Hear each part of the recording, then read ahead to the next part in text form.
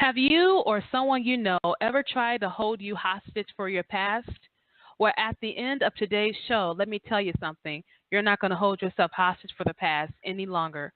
Coming up next, right here on The Right Stuff. You are listening to the best, the only place to be on Tuesday night. That's right, you're listening to The Right Stuff, and you're at the right place at the right time. From England to Canada, from Detroit to the Poconos, we are showcasing Christian authors worldwide, giving you tips, tools, techniques, and resources for you, the writer, to hone and perfect your craft. Tune in every Tuesday at 7 o'clock p.m. Eastern Time right here on WPJC 104.5. And your host, Parker J. Cole. Welcome, welcome, welcome to this edition of The Right Stuff. I am so glad you are here to join me today. We are going to have just a wonderful time talking about this topic of being held hostage from the past. And I think this is something that all of us at one point or another have experienced. It's when someone holds something over your head that you did that you can't escape from. It's in your past, it's a blot, it's a stain, it's an ink on a white sheet of paper, and you can't get rid of it. And then someone tries to hold you hostage for it or tries to make sure that you never forget whatever it was that happened to you, whether it was a traumatic event from your past that someone did to you, whether you did something to someone else.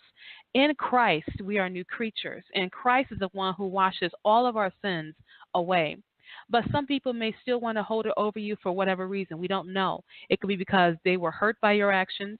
It could be because they don't care how they made you feel when they hurt you in whatever circumstance it was in. Or perhaps it's another reason. Maybe it's a power trip. Maybe they're just strange people.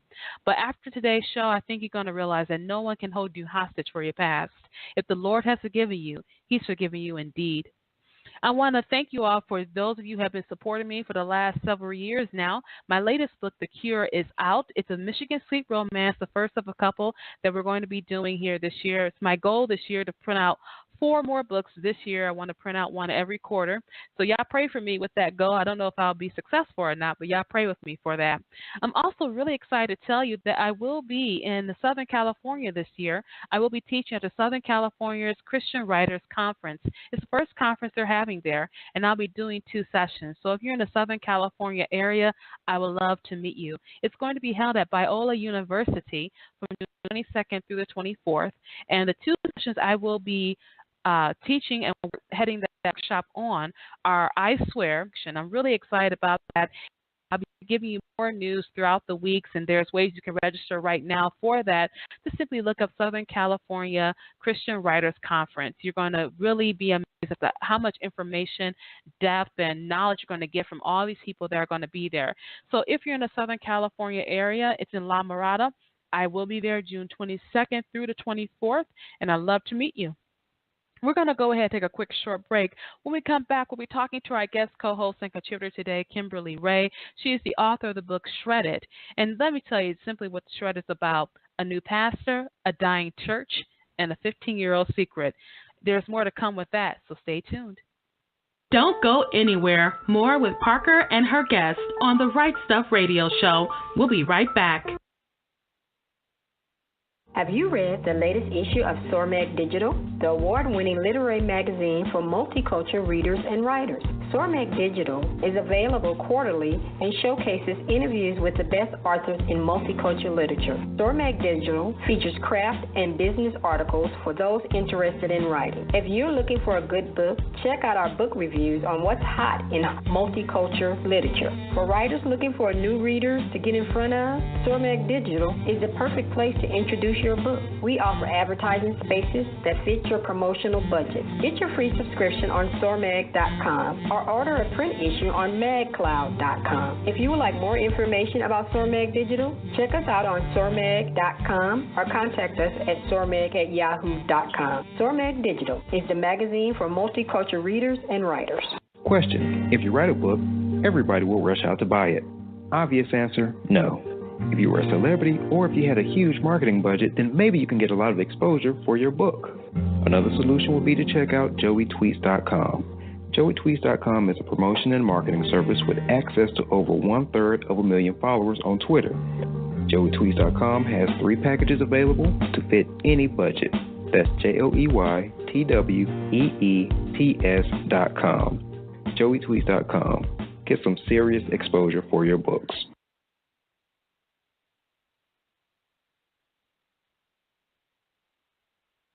We're back, and you're hanging out with the queen of Tuesday night, Parker J. and her guests, right here on The Right Stuff.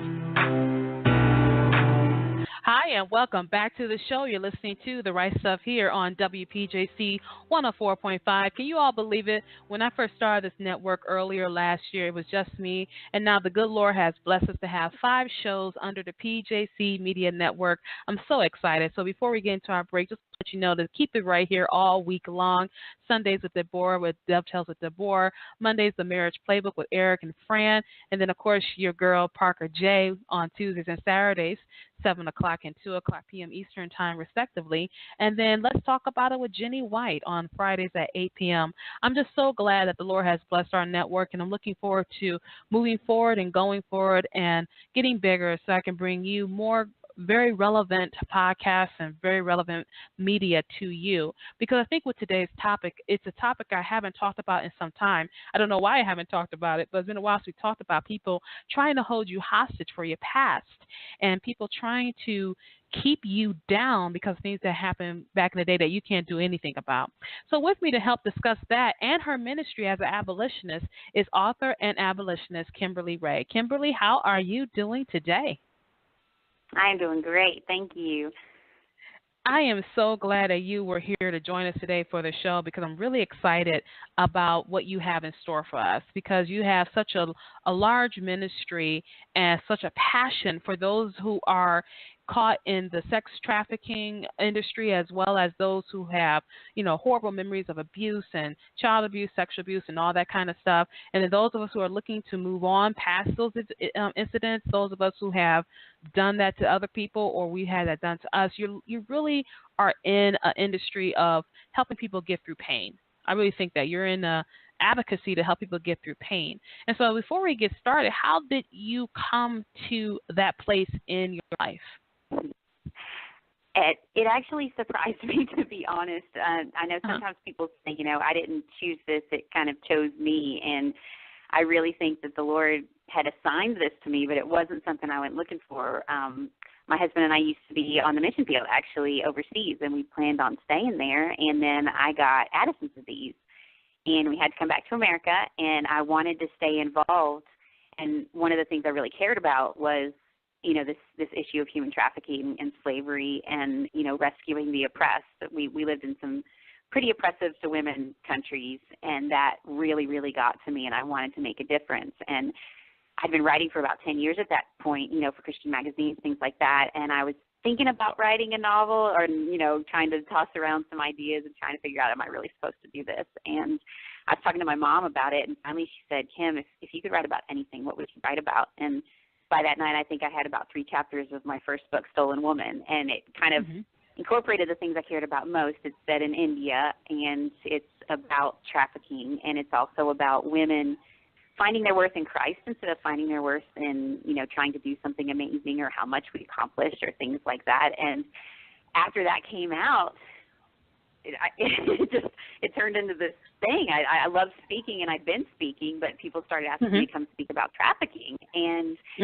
I'd go and I'd say what I knew about it in the international sector, but people kept saying, well, what about in the United States, and what about in our local area? And I kept thinking, these people are talking to me like I'm some kind of an expert, or like newspaper interviews and things like that. And I thought, well, you know what? If the Lord has given me this voice, I better become an expert. So for the past 5 years, I've been studying, researching, and now I'm a contracted speaker and trainer on human trafficking, and it's just gotten bigger.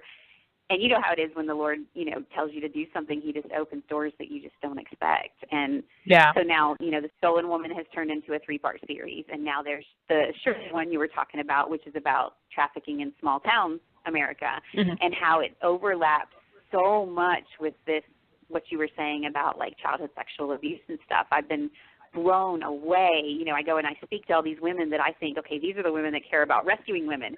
And I talk about how, 1 in 4 women has childhood sexual abuse in their past and 1 in 6 men, and that leaves them vulnerable to exploitation.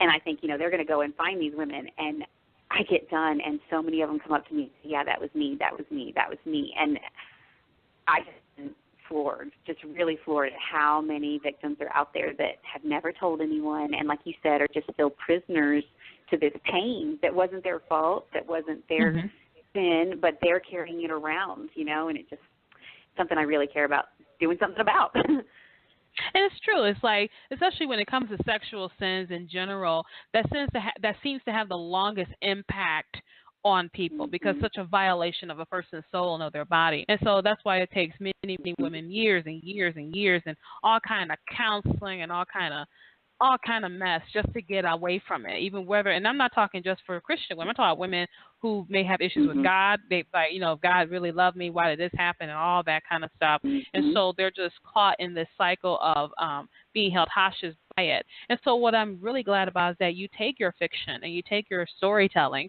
and you bring awareness to it. Now, there are some people among us, like I think actually this is like a taboo subject within Christian fiction, is these type of things because so many women within the church have experienced this from the pulpit down. So many of them have experience from the pulpit down. And you think, well, I'm going to go somewhere it won't affect anyone. But then you find out, like you said, statistically, 1 out of every 4 women have dealt with this issue. And then 1 out of every 6 men have dealt with it too. I wouldn't be surprised if those numbers actually increase over the years. It's just something that is happening. And being silent about it doesn't make it go away. And then later on you'll find out some woman, cut someone's head off and everything because of this rage that had built in her. And so we want to get this woman who is dealing with this pain, dealing with this agony, and dealing with this type of pain. We want to let them know, first of all, you don't have to hold on to it. You can shred it. And God is not going to hold you hostage for your past, okay? And I also talked, and Kimberly, you can probably talk to this too. I don't know if your focus is on both sides. What I mean by both sides, like I believe there is redemption for those who perpetrate, and as well as release for those who have been victimized. I truly believe that. I don't know if they want it. Well, you find out a lot of the ones who are the perpetrators are also victims as well. It tends to be. When something like this happens to a child, they're going to respond typically one of 2 ways to try and deal with it. Either keep it enshrouded in secrecy and remain a victim for the rest of their lives, which leaves them very vulnerable to things like human trafficking, abusive relationships, lots of other things, criminal activity, drug abuse. You find that sexual abuse is overlapping in all those things, including even prostitution. I think it's over 70% of prostitutes say that they had this abuse in their past, and I think over 90% of those of them said that was part of the factor in them becoming prostitutes. So even the ones you think are choosing this, it's really not that way. But then on the flip side, you've got, like some of your men victims that were little boys.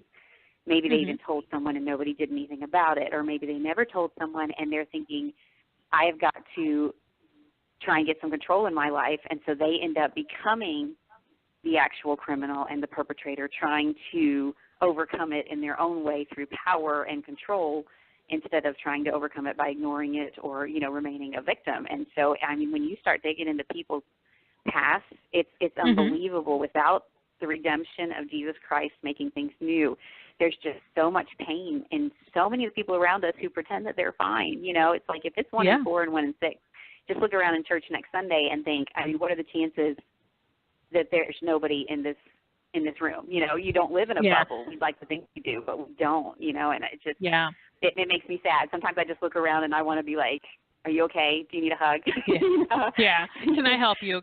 Does your day go better? And one thing is, I realized that I hadn't talked about this in over a year, and I was like, why haven't I talked about it? Because I always want to make sure that we never forget that these silent taboo subjects within the church need to be discussed, And so I'm really glad we're talking about this.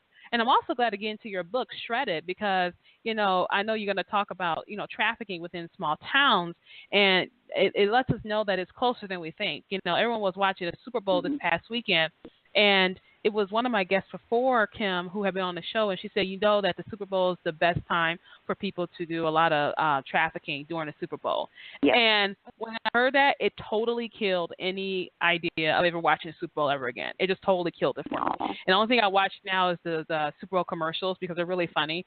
You know, sometimes you get like the Super Bowl commercials and stuff like that. Like I go on YouTube in a minute, like, you know, 2017 Super Bowl commercial ads. I haven't watched them yet. Only one I watched was the Mr. Clean one. So I watched that one. That was awesome. Yes. I loved it. And actually a few writer friends of mine, we all thought about getting together and writing like, you know, not a Mr. Clean anthology, but just like using that as our inspiration for an anthology with the guy as a housekeeper for romances or something, you know. And so it's a fun project, you know. But what I really want to talk about now, as we talk, you know, we talk about how you got so involved into the human trafficking and sex trafficking, and just make people aware of it. I want to talk a little bit about you. So go ahead and tell us who you are in your own words. Let people know who Kimberly Ray is. Oh man, that's a thought.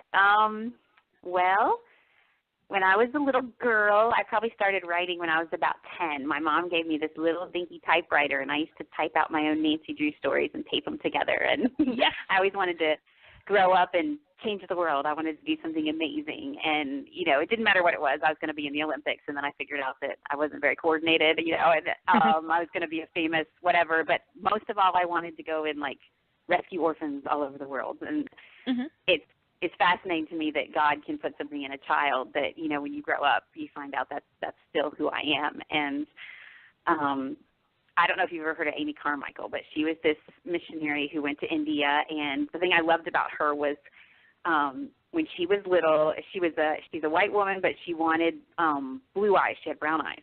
And when she was probably about 3 or 4 years old, she prayed that God would give her blue eyes. And the next morning she jumped up and she ran to the mirror because she had total faith that God had answered her prayer, and he didn't. And she prayed again and again, and she was just really devastated. And that really spoke to me because I have brown eyes and my sister has blue eyes, and, you know, I always thought that she was whatever. But when she grew up and went to India, she would rescue little girls who had been sold and forced to be, when I was a kid, I read that they had to dance in the temples. And so to go in and rescue them, she would smear tea leaves on her skin to make her look brown, to make her look Indian. And then her brown eyes, of course, you know, if she'd had blue eyes, that never would have worked.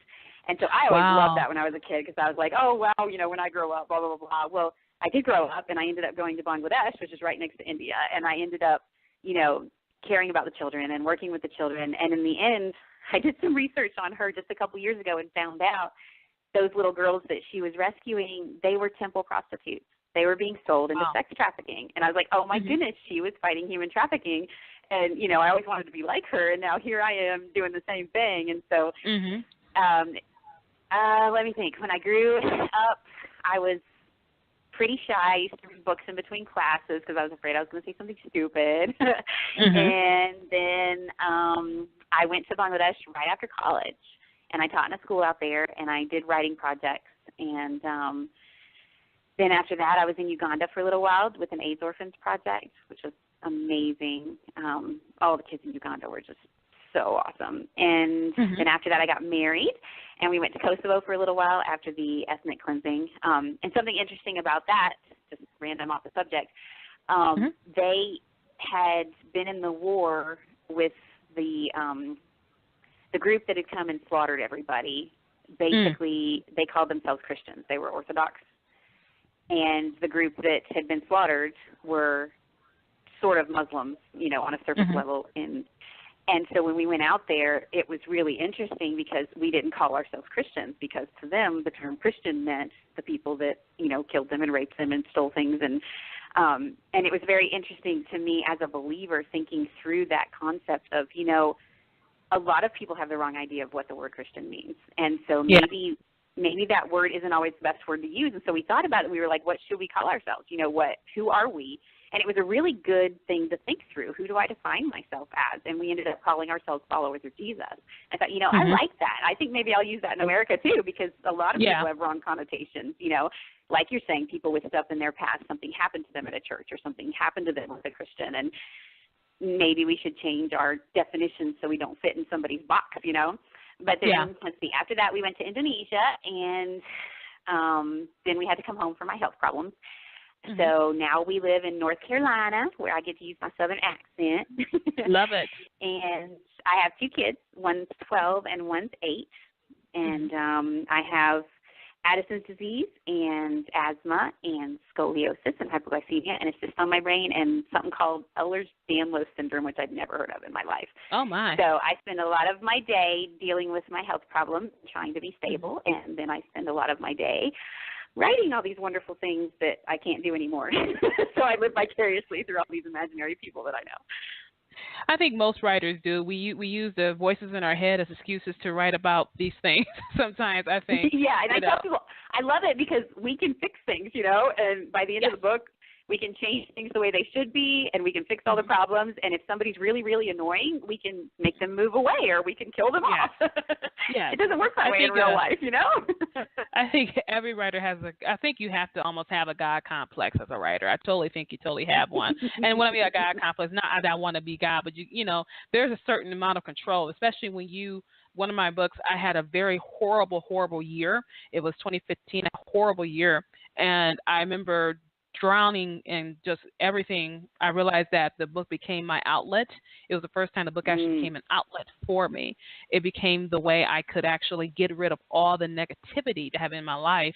So the book, and some of the responses have been, that was a roller coaster ride. And I'm like, yes, it was. It was a roller coaster ride that year. It definitely was. So I totally understand that. What we're going to do is take a quick short break. When we come back, we'll be talking more with Kimberly Ray. She's the author of today's highlighted book, Shredded, and it's a new pastor, a dying church, and a 15-year-old secret. If you want to weigh in on our topic, you certainly can by calling in at 646-668-8485 and then press 1 to be live on air. Or you can hit me on Twitter at Parker J. Cole, #RightStuff with your questions and comments. We're going to go ahead and take a quick short break. We'll be right back. Don't go anywhere. More with Parker and her guests on the Right Stuff Radio Show. We'll be right back. Engaging the culture's imagination through speculative fiction, the Untold Podcast produces audio fiction from a Christian worldview. Find us over at untoldpodcast.com, where we partner with authors to tell science fiction, fantasy, supernatural, and horror stories. Find links at untoldpodcast.com to subscribe via iTunes, Stitcher, and a variety of other platforms. Each month we produce high-quality audio fiction that's free to download and free to listen. Our submissions are open, and we're always looking to add another great story to over 24 hours of narrative entertainment. Find all of our audio fiction over at www.untoldpodcast.com. Authors, are you looking for a new way to get your book in the hands of new audience, of targeted buyers? Then a virtual book tour is for you. Right now, virtual book tours is an excellent opportunity for you to introduce your book and who you are as an author. Launching your book is very important. A virtual book tour will connect you with readers. We at WNL, we specialize in book tours, book blasts, radio tours, cover reveals, and Facebook chat. Promoting and marketing your book is what we do.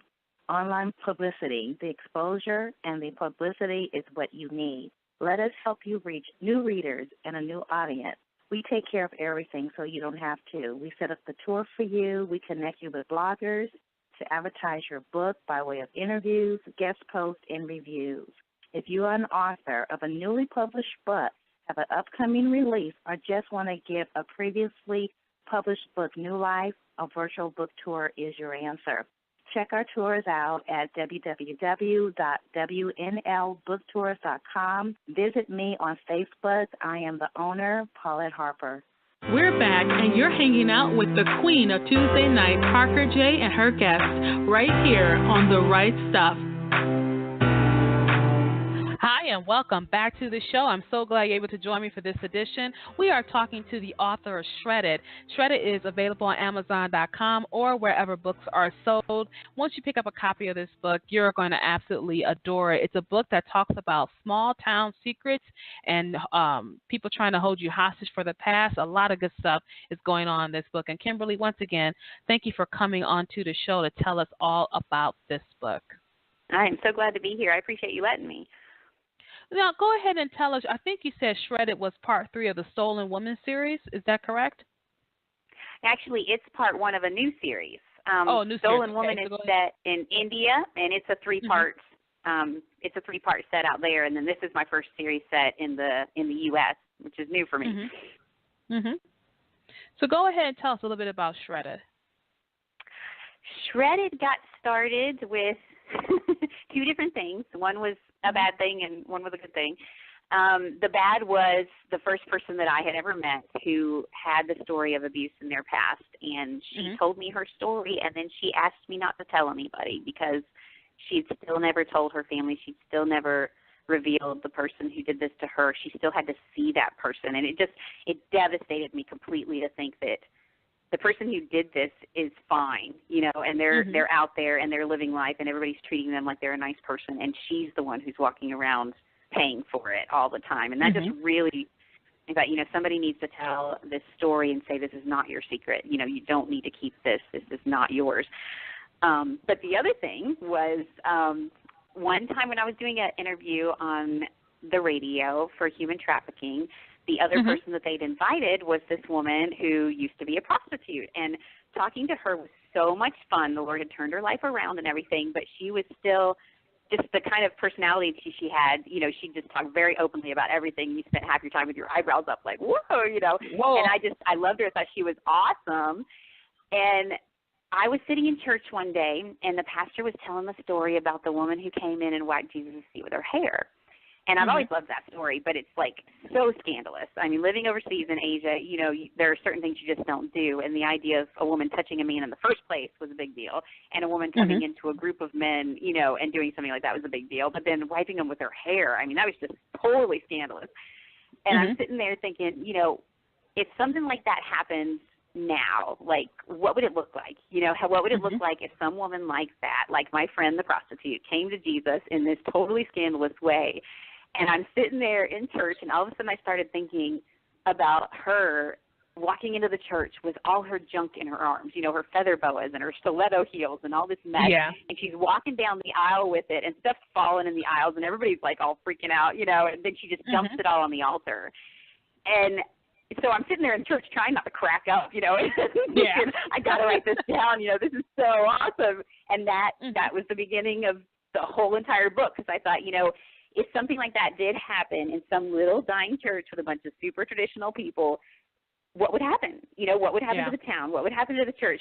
Who would act like Jesus did? Who would act like Simon did, who was like, if you knew who this woman was, you wouldn't even touch her. And then what would happen to her? And so in the end, the woman whose life has totally changed, she's completely freed by Jesus. But the woman who is abused, who's been in the church all this time, she realizes from this former prostitute that, even though she's been a believer all these years, she has never been free. And so it completely changes everybody. The question is she gonna choose freedom or not? Is she gonna keep this secret and live in the darkness and live in this sad world that she's created for herself, or is she going to be free? And then, of course, there's the romance, and then there's the suspense, and, the bad guys and all that, all that good stuff that makes you have to have too, that. Oh, yeah. But still, every once in a while, I'll be sitting in church, and I just imagine her walking down the aisle, and I just start cracking up all over again. No, what's so interesting is that, it's weird how we all learn how to move on from some like the unexpected places, and like you said, like a woman who has a secret, learning how to move from someone who couldn't have a secret because it was all out there, as a prostitute and stuff like that. But still, like my old pastor, I used to go to church at, he always said, you cannot be held hostage for your past. And there are people who are going to try to do that. There are people who are going to try to hold you hostage. So let me ask you this question. Kim, why do some people like to hold these type of things over people? What are some of your ideas about that? I think in a lot of ways, I would say two different things, probably fear and control, like for example, the guy who did this, of course, it's a control thing and a fear thing, because if she ever gets free, he's going to be in big trouble, and, his whole power world that he's created is going to, be destroyed. But I think for a lot of the people around her, which comes out in the book, they saw signs. They knew something was wrong. They've known something is wrong, but they're afraid of the truth. If they have to admit this is a big deal. It's going to embarrass their church. It's going to look really bad. People are afraid of, damaging the ministry, quote unquote. And that just makes me sick because it's like there's nothing in the scriptures that says keep sin quiet to protect the ministry. Jesus was all about bring things to the light. Don't you do that. Right. But I think people are just scared because they don't know what to do, or they're afraid of things looking bad, them looking bad, and it's just, that's one thing I love about traveling around and talking to people, because the more you bring it out in the open, just the fact of it, and telling people, here's what you do if, then they aren't quite so helpless. Like the Super Bowl, like you were saying. It's not just the Super Bowl. It's any kind of event where there's lots of people coming from out of town. So the Super Bowl is just the biggest one. That's all. So it's like any of the big football games and NASCAR and all that kind of stuff. But now, like for the past 3 years, because of awareness, it's been this huge push to do something about it. And so people have learned, like stewardesses on airplanes are getting trained on what to do, and policemen are getting extra training. The FBI is going in and doing all these extra things. And so because people know what to do, some guy who's sitting at the Super Bowl, if he sees some guy and she's got this little girl with her and she looks scared and she's having to ask him permission for things like to go to the bathroom, stuff you wouldn't have to ask your dad, and she's not dressed according to the weather, and, there's just these little signs, he can text the human trafficking hotline number totally anonymously, and they'll take care of it, and it's like all of a sudden you go from being restricted and totally helpless to being completely empowered, and now that fear is gone, and so then you're just left with the control, which is obviously the bad guys, and then you're going after them anyway, so it fixes kind of both of them. And that but I helps, think people just don't want to deal with things, It's like they want the world to be a nice, pretty place, and it's like, don't tell, there's people who don't want to read my books because they don't want to go there, and it's like, but you can't help if you don't know, Yeah. And that's what you say even on your site, that you want to help the church help fight sex trafficking. I know we at our church, the church I go to now, we had a guy come from, International. I can't think of the name of it right now. Say that again. IJM, International Justice Mission. Yes, they're awesome. Thank you. It was from there, and they came to our church and they spoke to us, and they just shared like 2 stories, and in 2 stories I was like on the floor bawling, and I was like, oh my goodness. And then like we had another young lady come up there, and what they do is the women, after they come out of the whatever lifestyle they're in, they give them something to do, because if they've been doing this since they were kids, and then they're older women now, they have to give something to do, so they make jewelry. And so I'm going to have them on my show sometime this year. I meant to do it last year, but schedules got kind of, missing back and forth. But they make jewelry. And so they come to our church, and they had all this beautiful jewelry out, and they can sell it for $40, $50 because we're going to pay for it, because we know that we're trying to help a woman who was caught in sex trafficking and prostitution, all that, make money. And so, awesome. Those kind of things just help out too. And so as we continue to equip the church, as we continue to make people aware of it, stuff can be done. Back in the day, you just kind of went hush, hush, But a lot of people are starting to scream a little bit more, which is great. And that's what I like about it. Yeah. And I'm glad that we're talking about it. So, because some people don't like to talk about this because it's such a hard topic. And I totally understand that, especially when you say 1 out of 4 women have the story, and then 1 out of 6 men have the same story. Whatever it is, it could be different nuances, but they all have the same story. And so what I want to ask you is that, you said some people don't even want to read your book because they have this type of stuff. But what has been the response of people who have read your book?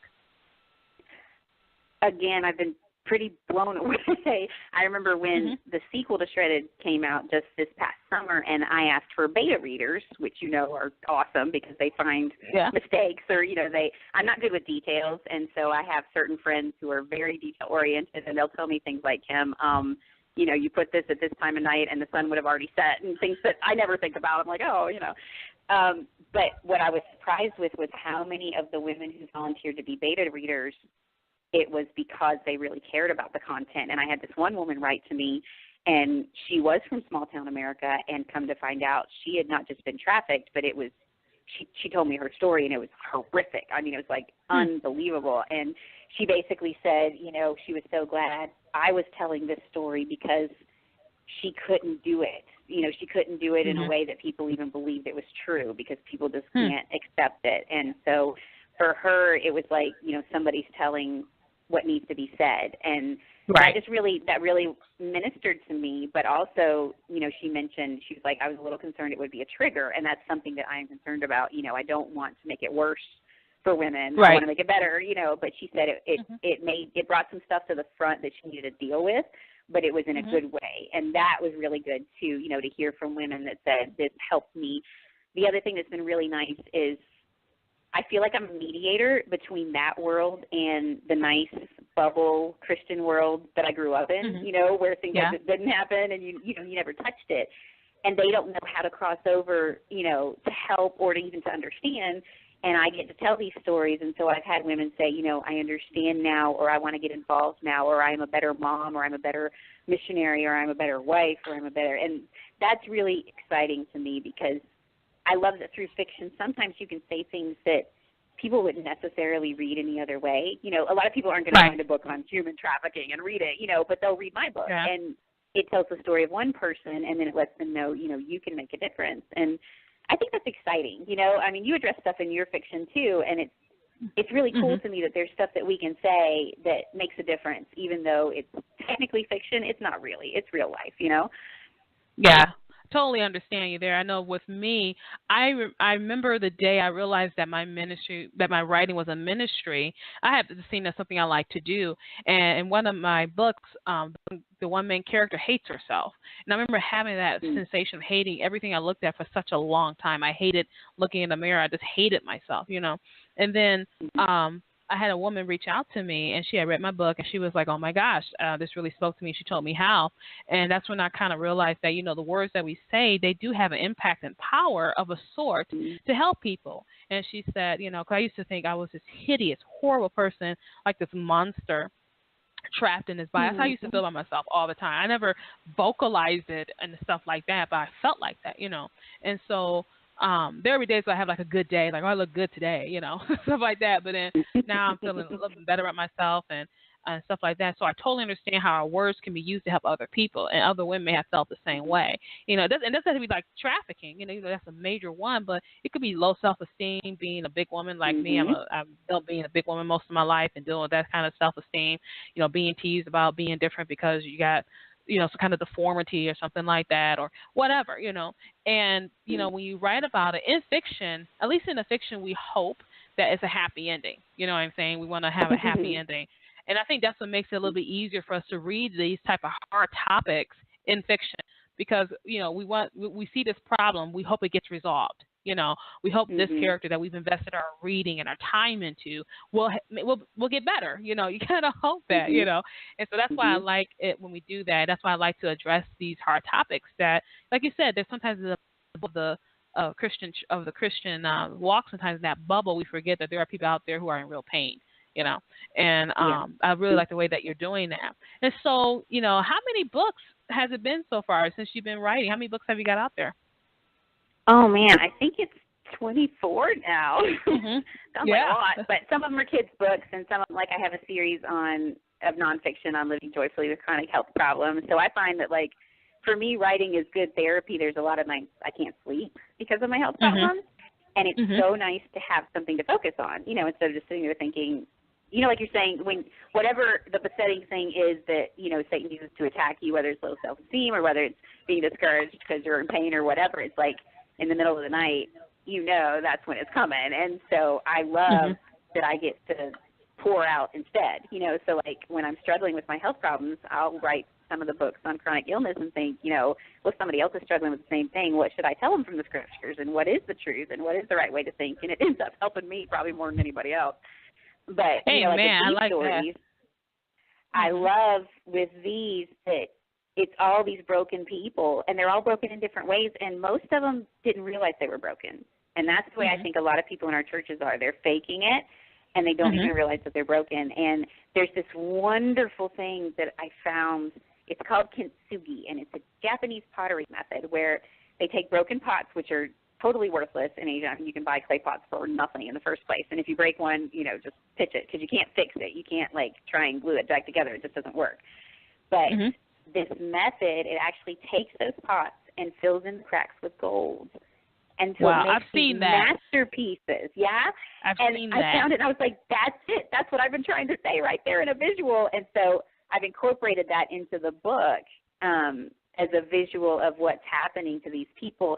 And, some of them choose to let God fill in the cracks with himself and make something beautiful, and some of them choose not to. And so it's this reminder of it's our choice of whether to be free or not. And then even if we do choose to be free, it's that constant telling yourself the truth instead of telling yourself all the lies, and just how long it takes. It's not this one moment of, hey, I'm going to be free from my past. Yay, It's not like you got to the next person and say, have a nice life, and they're going to be fine.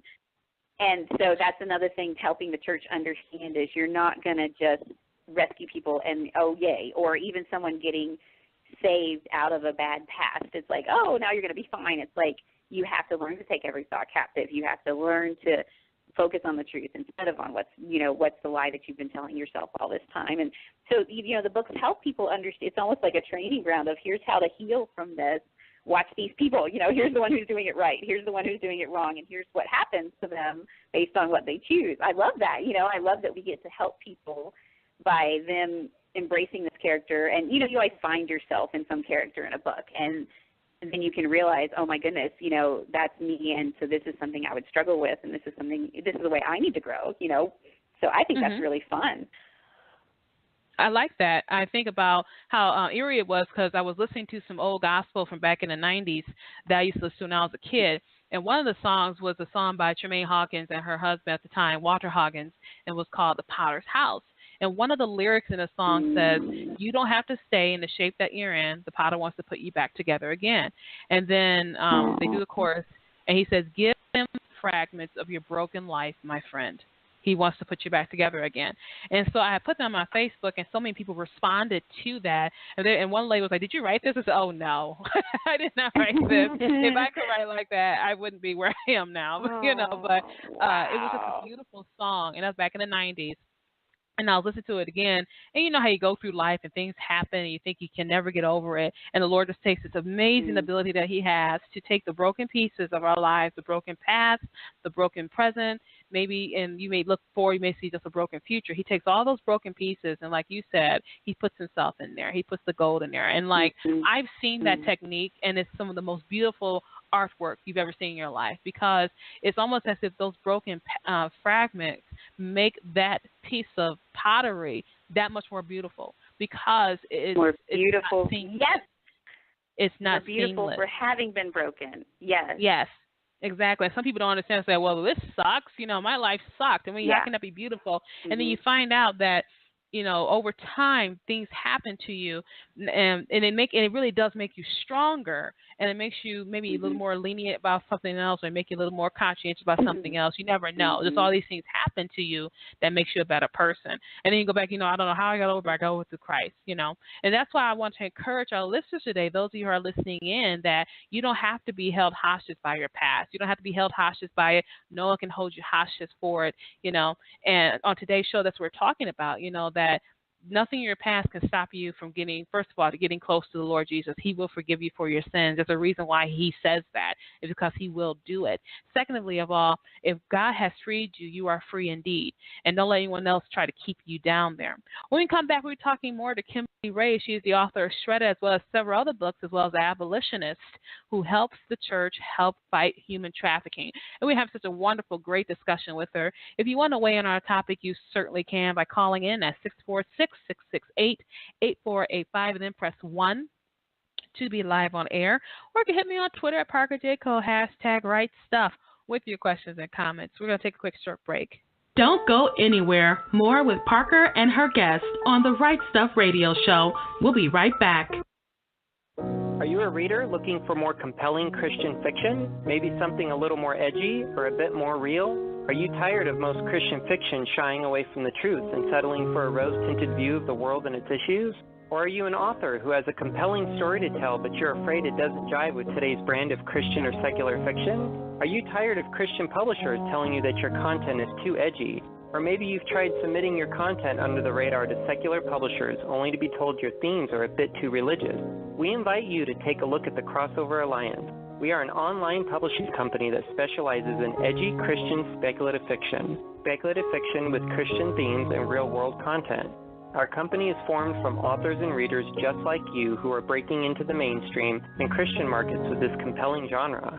Head over to the www.thecrossoveralliance.com for all the details on who we are, what we do, and what we accept. Right now, if you sign up for our email newsletter, you'll receive a free digital copy of our first short story anthology. Check us out today and help us spread the word about the Crossover Alliance, where light shines brighter in the darkness. God gives humans the gift of making amazing stories to glorify Him. At SpeculativeFaith.com, our ministry is to help fans explore fantasy, science fiction, supernatural stories, and beyond from an intentional and biblical Christian perspective. We share daily articles and have extensive archives tackling hot topics like end times beliefs, the art of writing, creative excellence in the Christian subcultures, discernment, sex, magic, Harry Potter, and space aliens and the Bible. If you are a parent or anyone else with a discriminating palate, our reviewers explore fantastical novels, movies, television, and games in light of God's beauty, goodness, and truth. Want to find Christian stories? The Spec Faith Library lists every fantastical novel we can find from a Christian author. It's all part of our mission to discern, engage, and enjoy fantastical human creativity in honor of our Creator, Jesus Christ. SpeculativeFaith.com, exploring fantastical stories for God's glory. Question: if you write a book, everybody will rush out to buy it. Obvious answer: no. If you were a celebrity or if you had a huge marketing budget, then maybe you can get a lot of exposure for your book. Another solution would be to check out JoeyTweets.com. JoeyTweets.com is a promotion and marketing service with access to over 1/3 followers on Twitter. JoeyTweets.com has 3 packages available to fit any budget. That's JoeyTweets.com. JoeyTweets.com. Get some serious exposure for your books. We're back, and you're hanging out with the queen of Tuesday night, Parker J. and her guests, right here on The Right Stuff. Hi, and welcome back to the show. You're listening to The Right Stuff here on WPJC 104.5. So glad you are here with me. Let me tell you, this is the best radio station in the land. We have such a great lineup of Christian talk radio shows for you, so make sure you keep it right here. You can follow us on Blog Talk PJC Media for all our upcoming broadcasts, our archive broadcasts. This broadcast you're listening to right now, you definitely want to keep it here. And you know what? In the future, there's going to be some more exciting things happening with the PJC Media Network. I'm so glad that all of you stuck with me for so long and that you have been with me through this journey. We've been having such a wonderful time talking to Kimberly Ray. She is the author of 24 novels, including the novel we're talking about today, which is Shredded. Again, Kim, thanks for being with us on this show. One thing I want to talk about, and we got like a few minutes left, I want to talk about this because sometimes people can use this to hold it over other people. It's the fact that you have chronic illness. You know, you deal with chronic illness. You have different things that you're dealing with right now. And I know sometimes in our culture, especially in American culture with the health, wealth, and prosperity dogma that's going out, people say, well, you know, you're sick because your faith isn't strong enough, or you're sick because you aren't praying right, or you're sick because I don't know. It's just, you know, and then I don't know. I don't know why do people say that. I want you to talk to that because chronic illness is real. It's not a figment of your imagination. There are some people who are chronically ill who don't look like they're ill. And that's the thing, too. And that sometimes can throw people off. But chronic illness is real. Chronic pain is real. Chronic suffering is real. There are real Christians who love the Lord with all their hearts that are dealing with chronic illness. I want you to speak to those people who say they don't have enough faith. That's why they're sick. Well, you're totally right, Parker, because they say almost 1 out of every 2 people in America has some kind of chronic illness, but 90% of them, or over 90% of them, are what they call invisible illness. So like you're saying, we don't look sick. I'm not in a wheelchair. I don't look, you know, I'm not bald from cancer, you know, chemotherapy. It doesn't show. And it's interesting because our culture, one of the things that in my studying over these past 15 years of trying to figure this out, our culture is desperate for immortality, and we think we can fix everything. And it even carries over into spirituality, like you're saying with the health and wealth. I mean, you get on just about anything and you say, I've got a stuffy nose, and you're going to hear, well, if you just did this oil, or if you just did yoga, or if you just did this, and people have this idea of if it's not working, there's something wrong with you. And I think the reason that is because for people who aren't experiencing this, if they can put the blame on somebody else, then it means they're not at risk. It's not going to happen to them. And so, like, for healthy people, a lot of times they're saying, well, God has blessed me with health, and that must mean something good about me spiritually. And so if you're not healthy and God didn't fix it, that must be something wrong with your faith. Because if they can leave it over there, then it's not going to happen to them. But it's extremely anti-biblical. It's very anti-biblical. I mean, the scriptures talk about over and over again, you know, in this world you will have trouble. Anyone who is truly going to follow Jesus Christ is going to have suffering. That's in the scriptures. If you really think that, you know, suffering means you don't have enough faith, and you think about John the Baptist and Paul and all the disciples didn't have enough faith, and particularly Jesus, he suffered more than any of us. And I think what it comes down to is I totally have faith that God could heal me. I mean, he could say the word right this second and I'd be fine. And he hasn't. And I have really struggled, like I'm sure every believer has, with why not? Is there something wrong with me? You know, am I doing something wrong? Am I not praying right? Do I not have enough faith? And that's always the question, is there sin in my life, you know, that hasn't been confessed, and this is something that needs to be dealt with? But if there isn't, then God is allowing it for some reason that we don't understand. And just like in the book of Job, people are going to come and spend a lot of time saying it's your fault, just like in Job. And we're going to spend a lot of time questioning God, and eventually we might even get to the point where we get plain out depressed. I mean, Job started saying he wished he'd never been born. He started saying God wasn't just. He started saying all these things. You start feeling that way after a while. And then finally God comes through and reminds you who he is. But if you notice, God never told Job why it happened. Right. And yet there was this eternally important thing going on that Job didn't know about, but we do. And I think that lesson for us is, you know, there's more going on than you understand. This is bigger than you. And like we were saying with the kintsugi, sometimes being broken is God's chance to fill in the cracks with himself. So instead of people looking at my life saying, oh, wow, what an awesome person she is, which is what I was hoping for, I admit it. And, you know, I wanted to go change the world and do these amazing things and have people say, oh, wow, isn't she, you know, doing all these great things for Jesus? And I never thought about how self-absorbed that was, you know. I mean, that was really like, look at me. And instead, now it's like I'm broken and I can't do half the things I'd like to do. And yet my life, what I'm hoping for now instead is for people to look and say, oh, wow, look at what Jesus has done for her.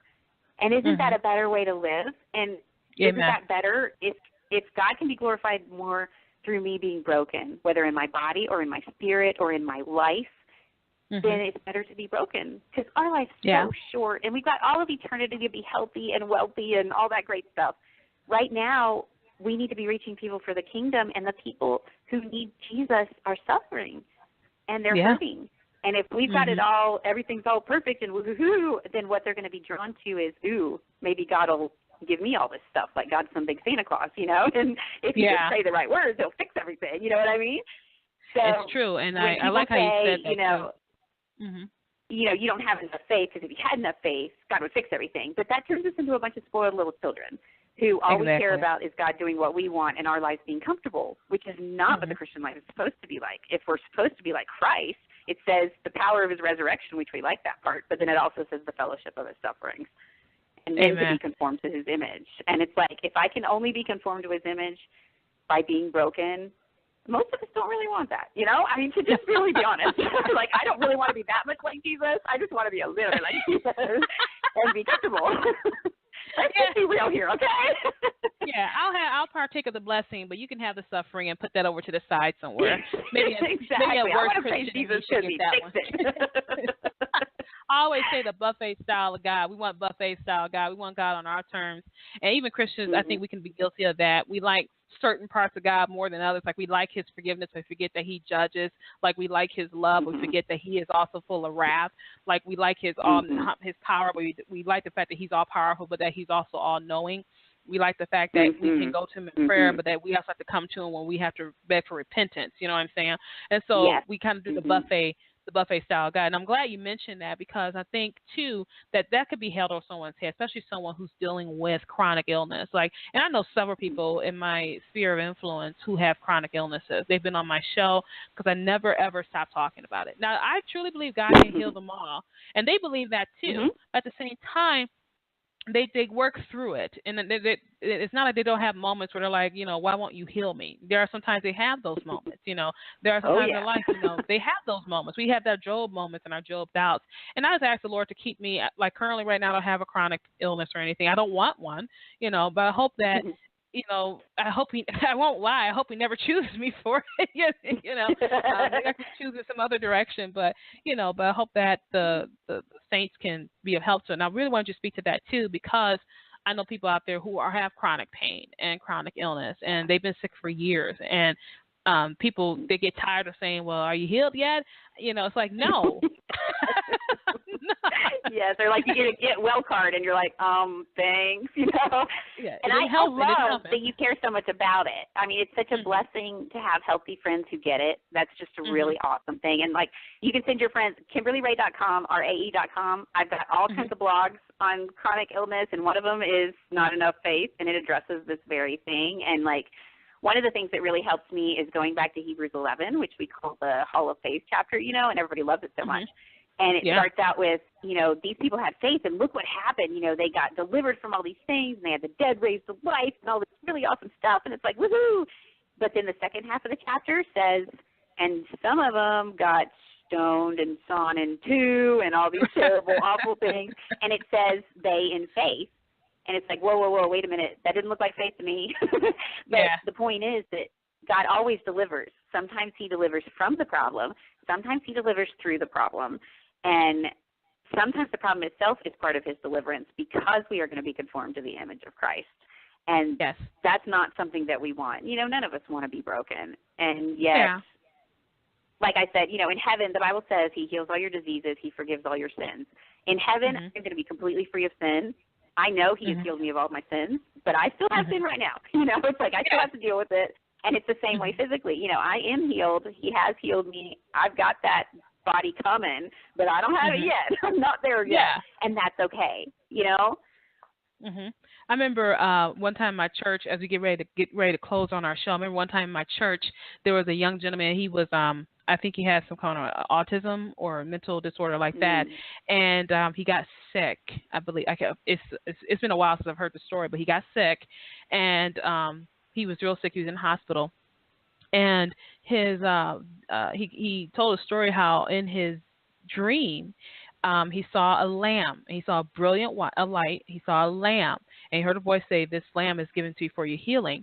But what was more remarkable than that was the fact that the boy said, "I knew I was better." He said, in that moment, I wasn't. He didn't have autism. He didn't have that mental disorder, and he knew he was normal. For lack of a better term, he was healed, and he knew it. And I think then he was healed, and he talked about being healed. His parents talked about it, but it's just that the Lord, that one day we won't be in these bodies that are decaying. We won't be in these bodies that get sick, because you can have all the money in the world and they can have a rare disease and no one can find the cure for. I mean, there are so many people dealing with rare disease and no one has, like you said, no one's even heard of them, and you never don't even know what it means. You're like, what does that mean? What do you mean I have something? What is that? Why do I have to have something rare? Why can't it be what everyone else has? Why can't I have? I was joking with my twin sister. My twin sister, she recently, she's going through the process with her ovarian cancer, and they told her she had a rare form of it. And she went to the doctor, told her, "You have a rare form of this cancer?" She's like, "Of course I do." That's exactly what she said. She was like, "Of course I do." Because I can't have everyone else's cancer. I just have to have the rare one. You can't have the normal one. I know. I've had doctors tell me, you are the most complicated patient I've ever had, and it's like, gee, thanks. I needed to hear that. I appreciate that. But maybe something's going on behind the scenes that we don't know, and maybe in the middle of our brokenness, someone else is being healed, someone else is avoiding another pathway, someone else is being enriched, someone else. You never know until at the end when I think when the Lord answers all our questions, we'll go, oh, we'll have this moment. But until then, we just got to trust and have faith in him. So we're getting close to the end of our show. It's been a wonderful, wonderful time. I really enjoyed having you on, Kimberly, and thank you so much. But, one thing I want to have you do is that this show is always about encouraging authors to write. Some of our authors have been given the gift to write, but they haven't picked up the pen. They're nervous for whatever reason, and they're not writing. So go ahead and just encourage them today. We got about a minute left. Oh, yeah. Get your paper out. Get your pen out. Pray for a little while, and then just start writing. Even if you're writing, I don't know what to write, keep your pen moving for like 15 minutes straight, And you'll find it'll come. Or even think, what am I struggling with that I'd like to get answers for? Start writing about that and start searching the scriptures. Or find, what is the story I've always wanted to tell? What is it that you care most about? What are you passionate about? Because God's given you a message to tell the world, and if he has, tell it. It matters. It's important. Somebody needs it. Don't let being scared, don't let feeling incapable or unqualified stop you. I mean, just think of the disciples. They were a bunch of fishermen, and God used them to change the world. Kimberly, thank you so much for being with us today on the show. Can't wait to have you back real soon for anything else you want to talk about on the show. And thank you for being with us today. Thank you, Parker. God bless your ministry. Oh, thank you. We were talking today to Kimberly Ray. She is the author of the book Shredded, as well as 24 other novels. If you want to get more information about Kimberly, simply go to her website, Kimberly Ray, that's R-A-E, KimberlyRay.com, or you can follow her on Twitter at Kimberly Ray Book, and she's also available there, so you can talk to her there. What she is very passionate about is helping God's people fight human trafficking, and so she also writes about human trafficking in various ways, domestic and international, and she also has blogs and children's books and all kind of good stuff. So simply go to her website, KimberlyRay.com, R-A-E, KimberlyRay.com. Go ahead and get a copy of any of her books today. You're going to be just blessed by them. And I was blessed by her as she told us a lot about her travels, her illnesses, working with people who have been abused and hurt in so many different ways. And the thing she wanted to get over to you is that God is not going to hold you hostage for your past, so don't let anyone else hold you hostage for your past. And so if you're dealing with some kind of pain or some kind of suffering from back in the day, no matter what it is, you can be free because God has set you free, and he has set you free indeed. If you want more information, go ahead and contact Kimberly. She'll be more than willing to talk to you. Simply go to her website, KimberlyRay.com. Thank you for joining me for this edition of The Right Stuff. Don't forget to join me Saturday for the Parker J. Cole Show at 2 o'clock p.m., where I talk about things in, out, and about the church with a heavy emphasis on apologetics, biblical education, and interview guests. Thank you so much for being with me. I am the queen of Tuesday nights, Parker J., and you have a wonderful, absolutely glorious, blessed day. Thank you for joining us for this edition of The Right Stuff. Follow Parker online at parkerjcole.com. To hear this show and other shows, visit the show archive at therightstuffradio.wordpress.com. We'll be back same time next week, 7 p.m. Eastern Time.